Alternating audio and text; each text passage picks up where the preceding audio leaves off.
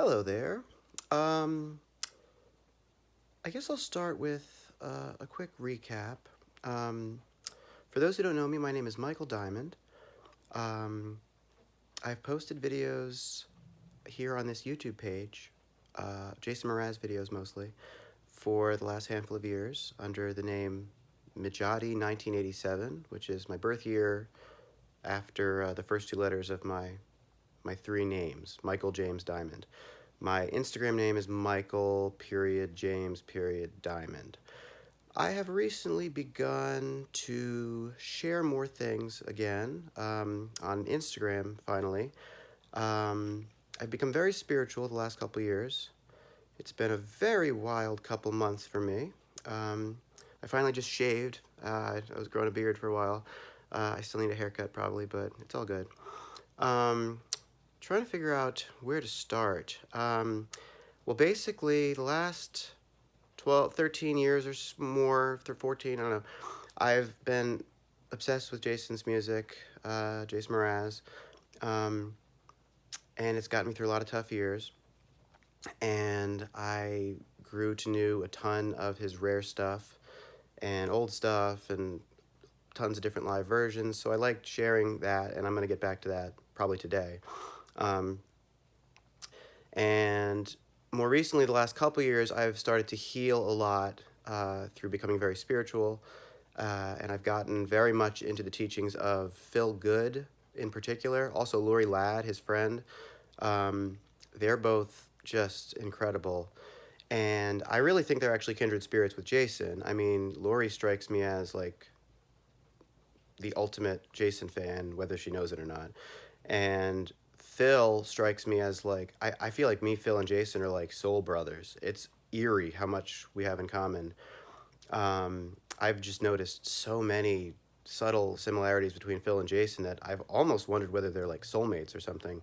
Um, but no attachment. I mean, I think at the very least they're kindred spirits, and they would really, really have some interesting conversations together. And so the two of them have basically been my main influences for my healing and deepening my spiritual practice. Um, what else? So I've been getting a lot of downloads lately. I've gone through such radical healing, and uh, that light and keeps flickering. It's just spirit is messing with a light in my room. Just ridiculous. Anyway, so I've gotten connected with my intuition deeply, like my soul or higher self aspect, um, spiritual guides. I'm pretty sure that my main guide is this woman, Dolores Cannon, who is remarkable. I mean, her books are basically digging into existence, like the line in Dynamo Volition, talking about.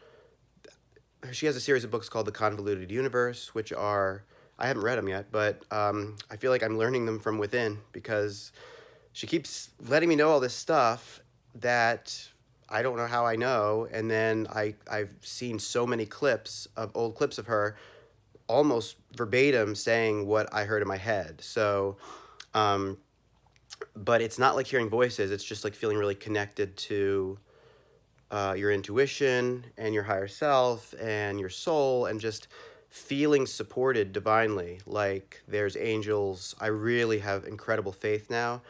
I was never religious, but I've had it, my faith, massively deepened by the experiences that I've had and the things that I've started to notice, things that have come into my conscious awareness. I've done incredible amounts of shadow work on purpose. Like Jason says, he's a crier. I have intentionally dug into crying as often as I can the last year and a half or 2 years. Particularly this year, I've cried probably like 150 different times because I now see it as installing light. I see the solar energies that we're being bathed in every day from the ridiculous solar storms. A lot of people might not know about this, but if you look into the solar activity, it's gotten crazy, progressively crazier, really, the last couple years. And I have some theories on that. I'm not going to go too deep into that right now, but um, So basically, I feel like we're in this time of mass awakening, both to a lot of corruption in the world and also spiritually to getting closer to remembering who we are as souls beyond this particular human incarnation.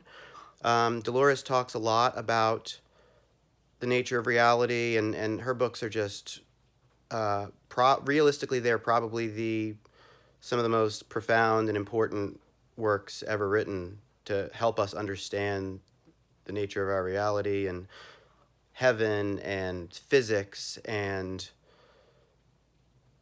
the subconscious mind and just how everything works. She's really a beautiful soul, and the light just flashed. Okay. Um, but I mean, okay, so a lot of the things I've been shown, or the things that have come into my conscious awareness, I'm basically frequently operating in a state of no mind, or walking highest path, as I call it, or very close to it, where I'm deeply present, profoundly grateful, very accepting. Um, I see all the crying. I see all the tears and all the mucus that comes along with crying. I see that as purifying density in my energetic field. I see okay, so I basically see anything of a denser vibrational quality energetically, like denser consciousnesses or thought forms, like so I'll name some examples, like attachments, fears, judgments, unresolved traumas, mechanisms of control. Um, there's others, I forget, but I see limiting beliefs. I see any of these types of things as being vibrationally of lower, um, not worse, but just being of a lower vibration. And so I've been learning a lot of physics from within somehow. I didn't even take physics in high school. Um, Long story with my school issues and my autoimmune health issues and everything. But so basically, I've been trying to do this spiritual surgery or energetic excavation on myself so as to best integrate any of those things into wholeness, or you could call it purifying density, or um, just healing, loving the parts of yourself that feel things that we've maybe defined as negative, um, releasing, transmutation, you could call it. Because I really strongly believe now that this is sort of the way forward. As my friend and soul brother Alex Zek, he has a podcast called The Way Forward. He's brilliant. We are very similar, and he's big on talking about terrain theory. Neither of us believe in germ theory. I've never actually believed in germ theory, so I could talk about some controversial stuff regarding the pandemic. But I just have such unconditional love for everyone now. I would never make anyone else's perceptions wrong, and I don't want to go into that kind of stuff in this particular video. Anyway, I got some cool downloads. Well, like every day I'm getting downloads now that are just remarkable and profound. And I've been, with the assistance of my guides, I have been basically tasked with releasing very, very deep attachments and noticing like the smallest things and the smallest judgments and the smallest mechanisms of control that I've had. I've had very strange experiences that have been divinely aligned in the last couple months that have included one thing that ended me up in a hospital, which was beautiful. It was very challenging. I've had a lot of things happen to me that were very challenging, but I think there's no accidents. I think everything happens for a reason, and I could see very clearly, because I've healed so much leading into these experiences through the whole year, that by the time I got to the last 6 or 8 weeks when I've had these things happen, I wasn't in resistance to them. I was just sort of like, okay, it is what it is. How am I going to best utilize my now moments to serve my growth and healing? And how can I help others? Because I feel utter peace. I feel like I've reached enlightenment. But I don't know how you would define that. I mean, I feel like I've awakened to who I am as a soul sort of beyond this human incarnation. I'm sure there's probably different levels of enlightenment or how you could define it. I'm not attached to that term. I believe I had a Kundalini awakening back in mid-July, and pretty much utter ego integration. Like, I'm not attached to the things I say. I'm not. I've even had times where I've had such little ego that it's almost gotten scary, and I've learned lessons like on the importance of the yin yang and stuff, and like I've actually had moments where it was like overwhelming how much I felt connected to like the light, that I was like begging for the darkness a little bit. Like, I understand the power of that splash of darkness, because I was like Jason says, the absence of the light is a necessary part. That's one of the main lines that Spirit keeps repeating to me. So anyway, I believe that Jason's music, his entire catalog, is largely channeled. I would not be surprised at all if Dolores is also his guide, and Phil's. I mean, it makes sense.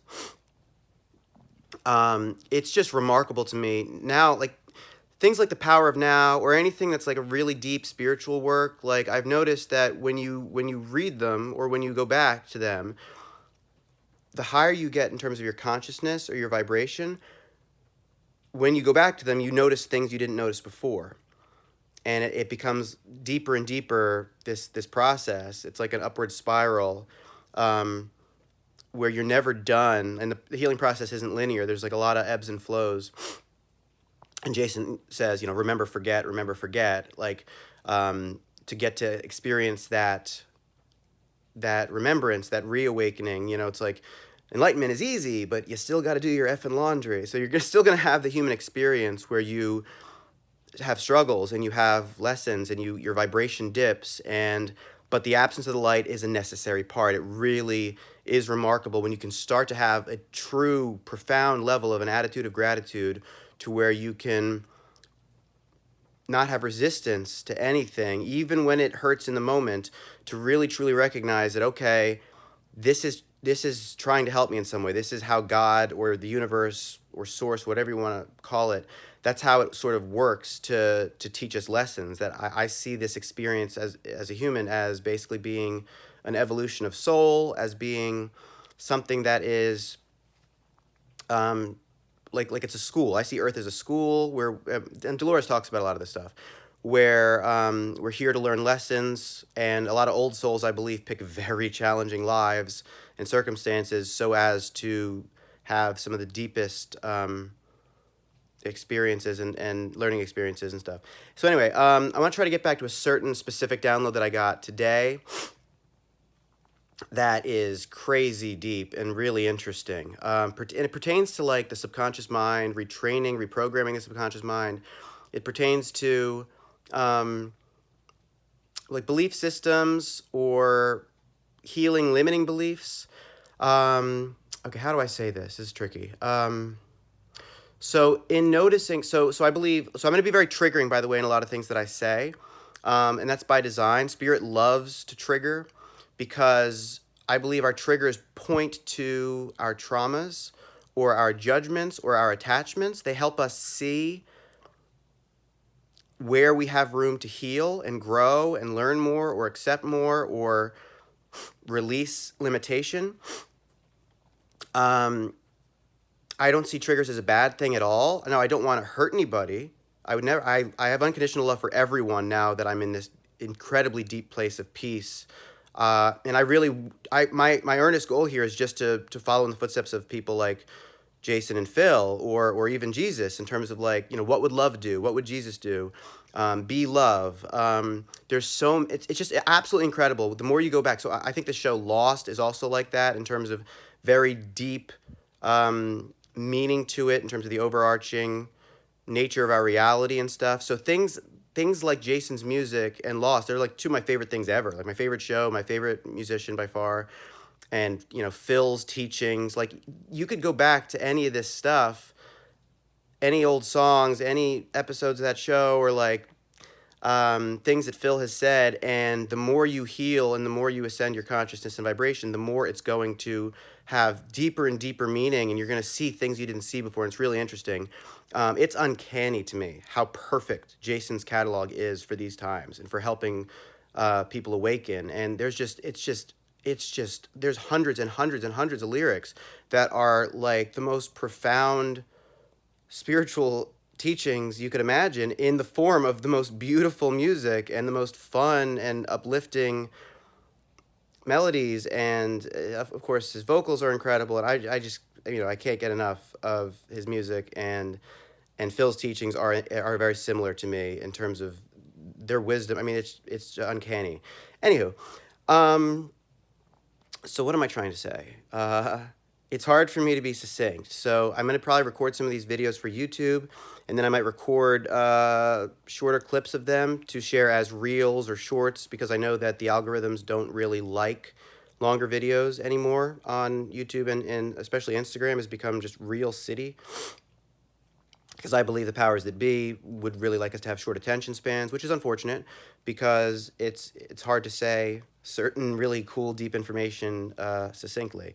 So, in all of this that I've learned, I've come to believe that any attachment that we have, any judgment, or any limiting belief that we have is technically not ideal for us to have within our energetic or auric field. I believe that when we hold on to any of those things, that we're doing ourselves an injustice, and we would be better served to integrate these things into wholeness and to release them, to sort of make our peace and to have acceptance, to not judge others, to not make anyone else wrong. We all have our own unique perceptions. I believe everything that we experience, that we feel, that we believe is true for us. And like Phil says, it's not personal, it's vibrational. We don't have to agree with somebody else, but we don't have to be unkind, and we don't have to engage. We can set boundaries if somebody has a different truth than us that really irritates us, or if it's hard for us to engage without arguing, then maybe it's healthier to set boundaries and say, to live and let live, to say, okay, I love and respect you unconditionally, and I accept you, and we're just not a vibrational match. It's not personal, it's vibrational. So here's the main big download thing that I got today, which is really deep. It's hard to explain. And again, some parts of this might be triggering, but Spirit has shown me so many things that are beautiful and that are true. And then there's also been a lot of things that have come into my conscious awareness, or that I've been guided on, that turned out to be manipulations, deceptions, things that were lessons that helped me get to a point where eventually I'm like, whoa, that helped me learn something about myself, that helped me to release an attachment or whatever. It's so hard to explain. So anyway, here's the gist of what I thought. What if all attachments, all judgments, and all limiting beliefs are technically of lower vibrational quality, and therefore are not serving us to hold on to in our energetic field? So when we have beliefs, there's nothing wrong with our beliefs. Anyone can believe anything they want.